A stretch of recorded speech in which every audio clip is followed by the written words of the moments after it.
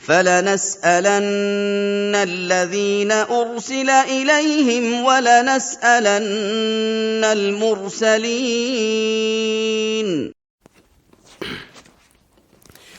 إن الحمد لله نحمده ونستعينه ونستغفره ونعوذ بالله من شرور أنفسنا ومن سيئات أعمالنا من يهده الله فلا مضل له ومن يضلل فلا هادي له وأشهد أن لا إله إلا الله وحده لا شريك له وأشهد أن محمدًا عبده ورسوله أما بعد فإن أصدق الحديث كتاب الله وخير الهدي هدي محمد صلى الله عليه وسلم وشر الأمور محدثاتها وكل محدثة بدعة وكل بدعة ضلالة وكل ضلالة في النار.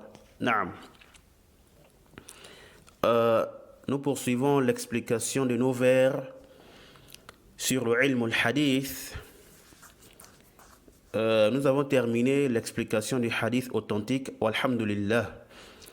A'ni as-sahih li dhatihi. Le hadith authentique en lui-même.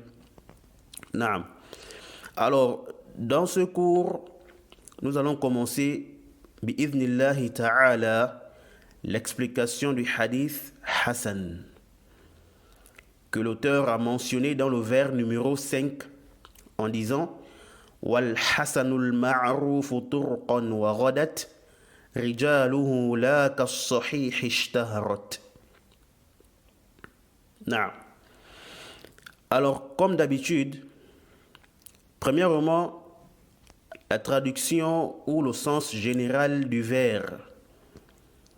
Al-Bayquni, rahimahullah ta'ala, il dit le Hassan est celui aux provenances connues et dont les narrateurs sont moins connus que ceux du hadith authentique. Le Hassan est celui aux provenances connues et dont les narrateurs sont moins connus que ceux du hadith authentique. Deuxièmement, concernant le mot ici là, turqan, dans le vers, doit-on dire turqan avec la dhamma sur le ra ou on dit turqan avec le soukoun sur le ra? Bon, ici normalement on dit turqan avec la dhamma sur le ra, mais à cause du daruratul wazn shi'ri, yani à cause du poème ici là, à cause du style du poème, pour que le vers soit yani bien stable, on est obligé de dire turqan, turqan avec le soukoun sur le ra, avec le soukoun sur le ra. Sinon à la base c'est quoi? C'est turqan avec une dhamma sur le ra. Voyez-vous? Donc la différence qu'on voit dans certaines copies au niveau de ce mot-là, turqan et turqan, c'est juste quoi? C'est juste ça le problème. Voyez-vous? Certains ont écrit turqan afin de respecter le style du vers. Et d'autres ont dit ou ont écrit turqan, n'est-ce pas, en restant sur la base. A'ni, comme on le prononce au quotidien. Donc, en conclusion, qu'on dise l'un ou l'autre, ce n'est pas trop un problème. Bien que je préfère qu'on lise turqan avec le soukoun sur le ra. Vous voyez, avec le soukoun sur le ra. Pourquoi? Afin de respecter le style du vers, comme nous sommes dans la poésie. Naam. J'espère que c'est clair. Troisièmement, comme nous avons dit, ce vers concerne, n'est-ce pas, le hadith Hassan, le hadith bon. Naam. Tout d'abord, que veut dire Al-Hassan lughatan en langue arabe? Al-Hassan lughatan ما تميل إليه النفس وتستحسنه. ما تميل إليه النفس وتستحسنه. Al-Hasan en langue arabe, c'est la chose sur laquelle les âmes ou le cœur penchent et apprécient. Hein? C'est la chose vers laquelle les âmes ou le cœur penchent et apprécient. Voyez-vous. Yani une chose ou des choses qu'on apprécie généralement, ou que les âmes apprécient généralement ou normalement. Voyez-vous. Ensuite, qu'est-ce que le hadith Hassan chez les gens du hadith? Qu'est-ce que le hadith Hassan عند المحدثين? C'est ce qu'a mentionné l'auteur ici, Al-Bayqouni. Mais avant de parler de ça, vous vous rappelez que nous avons dit que le hadith Hassan, qu'il fait partie, n'est-ce pas, des chapitres les plus difficiles et subtils dans le ilm al-hadith. Naam. Donc, c'est l'un des chapitres les plus difficiles dans la science du hadith. Et c'est en cela que l'imam al-Zahabi, rahmatullahi ta'ala alayhi, il a dit dans Al-Muqidha, à la page 26, il a dit وَفِي تَحْرِيرِ مَعْنَاهُ اضْطِرَابٌ. وَفِي تَحْرِيرِ مَعْنَاهُ اضْطِرَابٌ. نعم.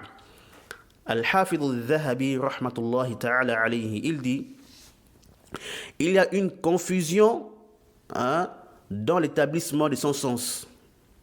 Vous voyez, il y a quoi? Une confusion dans la fixation du sens du hadith Hassan. C'est-à-dire, les savants du hadith eux-mêmes, ils ont eu du mal à définir le hadith Hassan. Naam.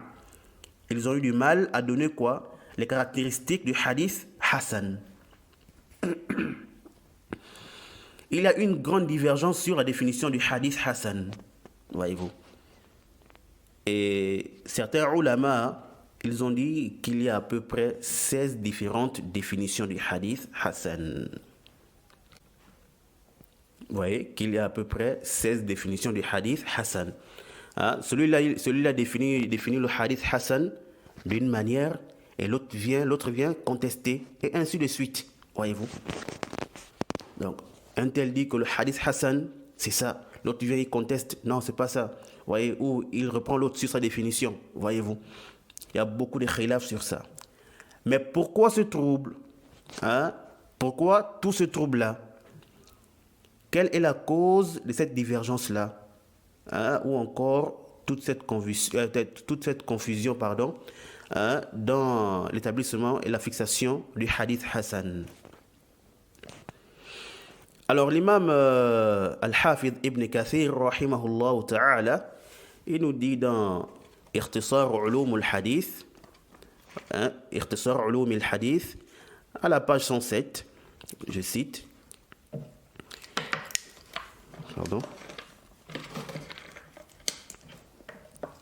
il dit وهذا النوع لما كان وسطا بين الصحيح والضعيف في نظر الناظر لا في نفس الأمر عسر التعبير عنه وضبطه على كثير من أهل هذه الصناعة وذلك لأنه أمر نسبي شيء ينقدح عند الحافظ وربما تقصر عبارته عنه. نعم. Ibn Kathir rahmatullahi ta'ala alayhi, qu'Allah lui fasse miséricorde, il dit lorsque ce genre de hadith s'est retrouvé intermédiaire entre l'authentique et le faible aux yeux de celui qui l'observe, yani celui qui est face au hadith, naam, et non dans la chose en soi, alors beaucoup de gens du hadith ont eu des difficultés à s'exprimer à son sujet et à le maîtriser. Pourquoi? Il dit parce que c'est une question relative, yani personnelle. Une chose qui est dans l'esprit du savant du hadith, Al-Hafidh, mais il se peut qu'il ait des difficultés à l'exprimer. Voyez-vous. Yani, les mots exacts lui manquent. Pourquoi? Pour s'exprimer au sujet du Hassan. Voyez. Sinon, c'est une chose qu'il a en lui, il connaît. Voyez-vous. Donc ici, Al-Hafiz Ibn Kathir, rahimahullah ta'ala, il nous explique le problème.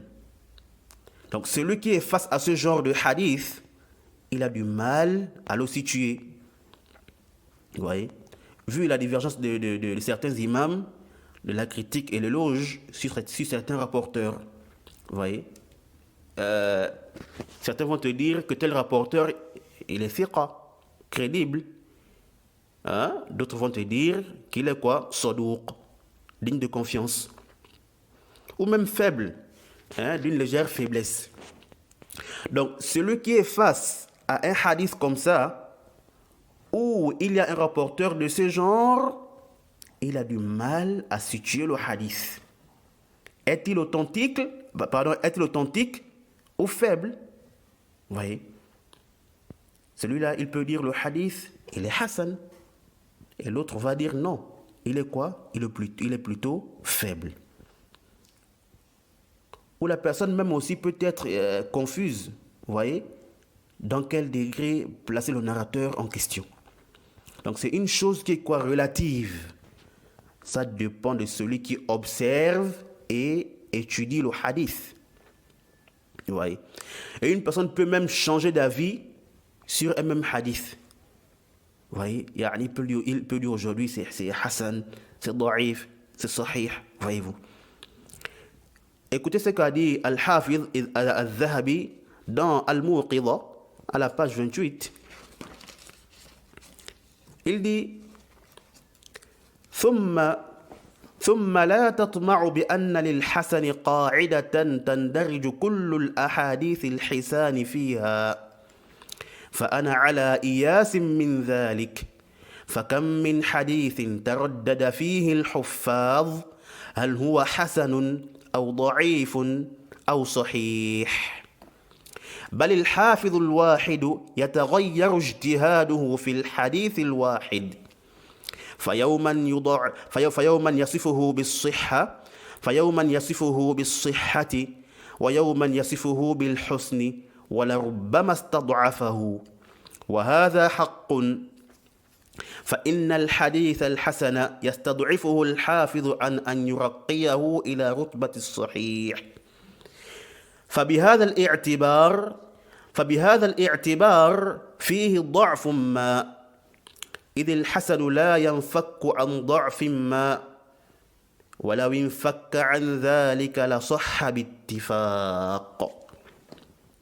نعم. Al-Hafiz al-Zahabi rahmatullahi ta'ala alayhi, il dit ici là, ne t'attends pas à ce que le hadith Hassan ait une règle qui inclut ou renferme tous les hadiths Hassan. Ah, il dit quoi? Hein? N'espère pas ou ne pense pas que le hadith Hassan ait une règle qui inclut ou renferme tous les hadiths Hassan. Il dit, j'en suis désespéré. J'en suis désespéré, voyez-vous. Ça, c'est la parole de qui? D'un imam dans ce domaine. Il te dit quoi? Ne pense pas que tu vas trouver une règle à travers laquelle tu vas pouvoir juger que tel hadith et tel hadith sont Hassan. Yani, dès que tu vois un tel ou telle chose, que cela veut forcément dire que le hadith il est Hassan. Voyez-vous? Yani, une règle générale pour tous les hadiths Hassan. Jamais. Tu ne trouveras jamais ça. Voici un imam dans le ilm al-hadith, dans la critique et l'éloge, qui nous dit quoi? Qu'il est désespéré. Yani, il a sûrement cherché et espéré trouver une règle, n'est-ce pas, qui pourra simplifier les choses. Mais hélas, il n'en a pas trouvé. Voyez. Donc cela veut dire que pour connaître si un hadith il est Hassan, il faut quoi? La pratique. Il faut l'expérience. Et comme vous le savez, on ne peut pas travailler avec une règle pour tous les hadiths. Naam. car chaque hadith a sa réalité. Hein? Ou disons, un hadith peut avoir une réalité différente, n'est-ce pas, de celle d'un autre. Et non comme certains pensent que le hadith est comparable aux mathématiques. Yani 1 plus 1 est égal à 2, 5 plus 5 est égal à 10. Là, c'est pas comme ça, Yahri. Tu vois, voyez-vous. Donc, ce n'est pas tout hadith dont les narrateurs de la chaîne de transmission sont thiqa ou sont des thiqat qui est forcément authentique. Vous voyez, ce n'est pas tout hadith dont les narrateurs de la chaîne de transmission sont des thiqat qui est forcément authentique. Non. Ou encore, ce n'est pas chaque chaîne de transmission dans lesquelles il y a un narrateur saduq qui est forcément Hassan. Hasha wa kalla. Oui. Donc cela a besoin de quoi? De l'expérience de celui qui traite le hadith et de son ijtihad. Voyez-vous. C'est pourquoi Al-Zahabi, il dit, dans la suite de ses propos, il dit, il existe plusieurs hadiths dans lesquels les savants du hadith ont été indécis. Sont-ils Hassan ou faibles ou authentiques? Et d'ailleurs, l'ijtihad, l'effort de raisonnement d'un savant peut varier sur un même hadith. Vous voyez quoi? L'ijtihad d'un savant peut varier sur un même hadith. Un jour, il le qualifie comme authentique, un autre jour comme Hassan, bon. Il dit, et il peut même le rendre faible. Vous voyez? Aujourd'hui, il peut dire que le hadith est authentique. Demain, il dit le Hassan. Et après, demain ou une autre fois, il peut dire qu'il est da'if. Voyez-vous? Il dit, et ceci est vrai. Car le hafiz, le savant du hadith mémorisateur, il dit car le hafiz affaiblit le hadith Hassan et ne l'élève pas, au rang du hadith authentique. Il dit alors à cet égard, il contient donc un genre de faiblesse parce que le hadith Hassan est inséparable d'une faiblesse quelconque. Car si c'était le cas, il allait être authentique par consensus. Vous voyez? Il dit quoi? Il contient donc, le hadith Hassan contient donc un genre de faiblesse, quelque part. Parce que le hadith Hassan est inséparable d'une faiblesse quelconque. Voyez-vous? Car si c'était le cas, il allait être authentique par consensus. Fin des propos de Al-Zahabi, rahimahullah ta'ala. Alors, il dit quoi ici? Al-Zahabi, rahimahullah, il est en train de nous faire comprendre que les savants du hadith sont souvent confrontés à ce problème-là. Souvent, ils sont confus. Vous voyez? Est-ce que tel hadith est authentique? Ou est-ce que tel hadith est bon, Hassan ou faible? Vous voyez? Parce que le hadith Hassan est un cas subtil. Il est au milieu, intermédiaire entre le sahih et le da'if. Donc le hadith Hassan, il regroupe un peu de part et d'autre.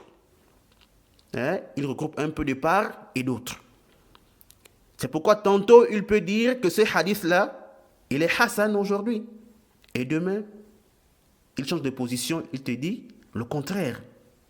Voyez-vous? Peut-être après avoir poussé la recherche ou l'étude sur le hadith, ou sur quoi il s'est basé, ou encore par rapport à ce qu'il a comme outil. Ou encore peut-être qu'il a eu des connaissances qu'il n'avait pas auparavant. Voyez-vous? Donc le hadith Hassan, il est situé entre le sahih et le da'if. C'est pourquoi Al-Zahabi, rahimahullah, il dit quoi? Qu'il est inséparable d'une faiblesse quelconque. Yani, quelque part. Pourquoi? Il dit, parce que si c'était le cas, ou bien, si c'était pas, n'est-ce pas, si ce n'était pas ce petit problème-là de faiblesse, les savants n'allaient pas hésiter à le qualifier d'authentique. Vu qu'il a d'autres aspects du hadith authentique. Yani, comme on verra tout à l'heure, dans le cours prochain, il a le reste des conditions du hadith authentique. En dehors de ce petit problème de dopt ici là. Ouais. Donc voilà un peu ici le problème ou la problématique. C'est à cause de ça qu'on appelle hadith Hassan.